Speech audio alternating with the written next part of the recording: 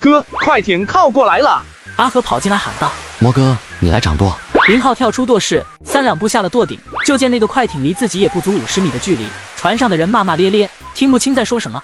林浩掐着腰看着那几人，就见快艇上一人拿起一个声呐，指了指他，又指了指声呐。哥，他们好像要我们打捞上来的东西。应该是他妈的，原来早就发现我们打捞上来一个了。给他们。想多了。哥，这玩意肯定很值钱吧？值钱是一方面，他们是不想被人拿到把柄。现在怎么搞？要不我们让他们上来，揍他们一顿。赖包也被逼出了火气，提了提裤腰带道。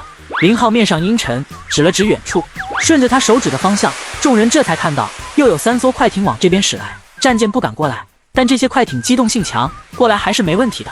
林浩的目光没看向近处的，他注视着远方，担心这3艘上边有热火器。喇叭响起，是老猫叫他回舵室。林浩快跑几步上了前，老猫就在舵顶上看着船尾方向，见他上来，直接把望远镜递给他。阿浩，我们应该是跑不掉了。林浩接过望远镜看了一眼，最坏的结果出现了，那3艘快艇上还真有人背着枪。停船，例行检查，再不停船，我们将采用手段。3艘快艇接近，其中1艘快艇有人拿着大功率喇叭开始喊话，软绵绵的普通话，一听就知道是哪里来的货色。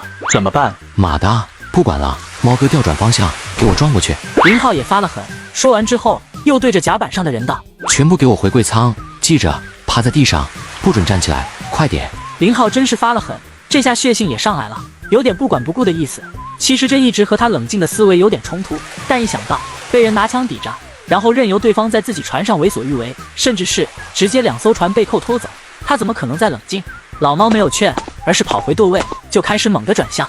再次警告，你们的船只刚刚已经过线，私自闯入演习区域，我方有权对船只进行例行检查，请立刻停船。林浩没有躲起来，他就站在舷梯上，对着老猫又道：“猫哥，通知奋斗号不必转向，接着往西跑。”老猫明白，林浩是想通过自己这艘船把这帮人拖住，好给奋斗号脱险的机会。不管怎么样，总得有1艘船跑回去，通知家里人到底发生了什么。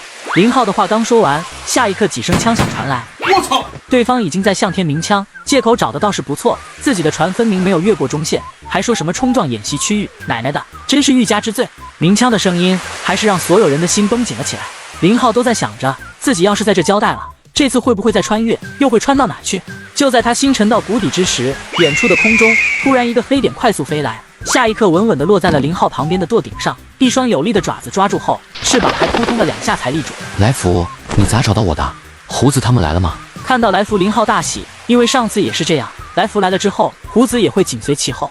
来福的嗓子深处发出一声低吼，林浩伸手在他的头上轻抚了一下。来福侧着头打量着远处的快艇，林浩也看了过去。下一刻，他刚刚沉下的心瞬间被惊喜所填满，因为他看到离得最近的1艘快艇毫无征兆的就这么被顶了起来，离海面足有4、5米的高度。快艇刚刚落水，又被一个大浪袭击，瞬间侧翻。胡子干得漂亮！林浩虽然没看到胡子的身影，但已知道是他们来了。他赶忙又扭头对老猫大笑道：“猫哥，胡子来了，哈哈，胡子来了！”老猫表情先是一滞，下一刻面上阴郁的神情瞬间融化，秒变为喜悦。真的？似乎不信，他还窜出舵室看了一眼，哈哈，救兵到了，看他们还嚣张不？大笑不停，接着便是张大嘴，凸着2个大眼珠子，因为他亲眼看到了胡子袭击第2艘快艇的场景，与第1艘如出一辙。剩下的2艘快艇这会已经是一片的嘈杂，根本还没弄清状况，还以为是林浩他们船放出的什么武器，让自己这边的2艘艇子瞬间沉没。此刻想起来减速掉头，但在海里，他们的船又岂能跑得过胡子？阿浩，现在咋办？老猫终于从震惊中恢复过来，笑意难掩的道：“冲过去，猫哥，咱过去看能不能捞2个活的。”林浩哪还有刚刚的提心吊胆？即便远处还有2艘大家伙虎视眈眈，但这回他是丝毫不惧，真以为他们敢越过中线肆无忌惮是吧？敢派几个快艇来，还要先污蔑自己一番。似乎是听到了老猫的大笑声，原来躲在舱柜里的众人这会也都出来了，然后他们就看到了最后1艘快艇被掀翻的全过程。没有见过胡子的赖包和林老二2人，这会居然有要跪下膜拜的冲动。毕竟这会胡子还没有显露真身，眼前的一切就真的像是妈祖显灵了一般。当最后1艘快艇被掀翻后，林浩他们的船也完成了掉头，胡子恰在此刻也露出了头，连着几道欢快的叫声，似乎掀翻船非常的好玩。林浩站在舵顶上，对着几只胡子就是一阵哇哇大叫，6只胡子排成队形就往他的船头游来。数了一下，咦，怎么又不见小虎？难道又顶着大壮所以迟到了？下一刻他就看到了露头的小虎，头上同样顶着什么，但很明显不是大壮，而是一个人。阿和，大搭把手。林浩跳下舵顶，跑到船边，阿和也3两步跑到了近前，两人合力把人从缓缓靠近的小虎头部拖上船。这次小虎并没有喷水，格外的老实。哥还活着。林浩也看到了那人尚在起伏的胸口，直接上手将还挎在对方身上的步枪解下来。